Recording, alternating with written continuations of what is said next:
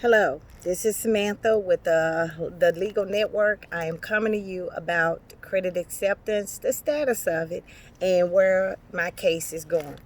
A lot of you, first of all, I hope you guys subscribe to my channel, get notifications of upgrades of what's going on in credit acceptance and other cases that may involve you as well as creditors, dealing with creditors.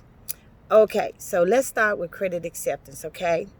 Uh, I had a setback. Uh, like I said, I told you guys that the United States Postal Service ended up altering the address, and the Supreme Court closed my case. I can't begin to tell you how I cried. I cried because I'm like, wow, I couldn't believe that this is happening to me. Plus, I was hurt because I was so close to getting in. I want to tell you that a government agency is investigating credit acceptance. So if you think that's not true, yes, it is. Okay. Third of all, I've had people that tell me problems about credit acceptance. And I want to tell you something. Whether you did something or not, you lost a payment or you had difficulty, that does not mean that, there's a possibility that credit acceptance was not liable. The only way you could really find out is if you contact a lawyer or contact somebody that has full knowledge. I have full knowledge of credit acceptance and see where you can go, okay? Uh, Third of all, there is hope, light at the end of the tunnel.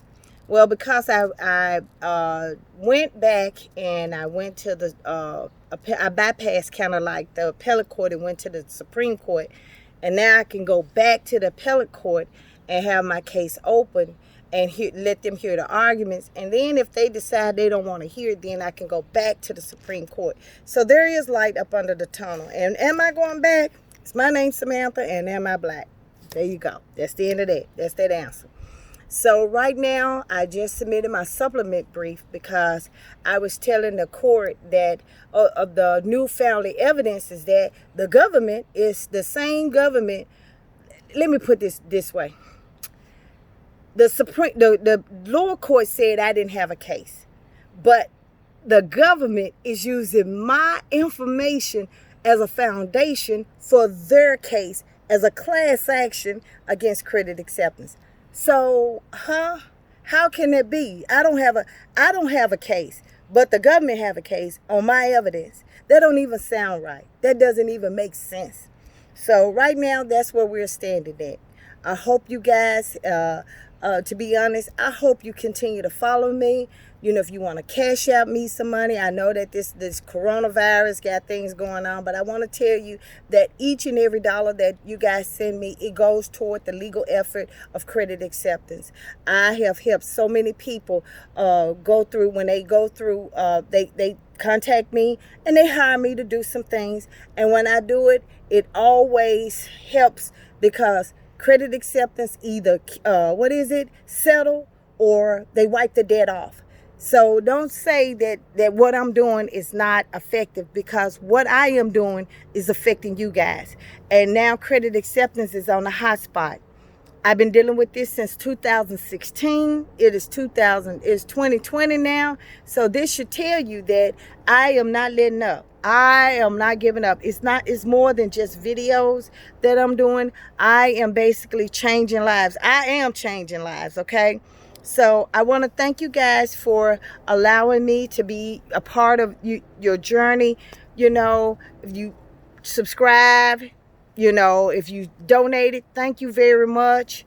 I had a lady donate me $5. I thank you from the bottom of my heart. It helps because it takes a lot for me to print out papers. And when I do it, and I'm going to tell you something, when I do things to the Supreme Court, that brief costs me. I use my credit card. That brief costs me because I have to not only send the court the original copies, I have to send each justice a copy, and that's 11, 12 copies, 13, and sometimes it's 30 some pages presented with the evidence that's in there. Sometimes it's like 72 pages. And when you do that with ink and printing, and then I have to put it in a binder, I have to make it look professional. It costs. But you know what? Is for my work, somebody's being helped, somebody's being exposed to credit acceptance, and then those who are being able to have some kind of rights. We're being heard. It was a slow process, but hey, it's working. Okay, so I want to thank you guys so much. Thank you so much.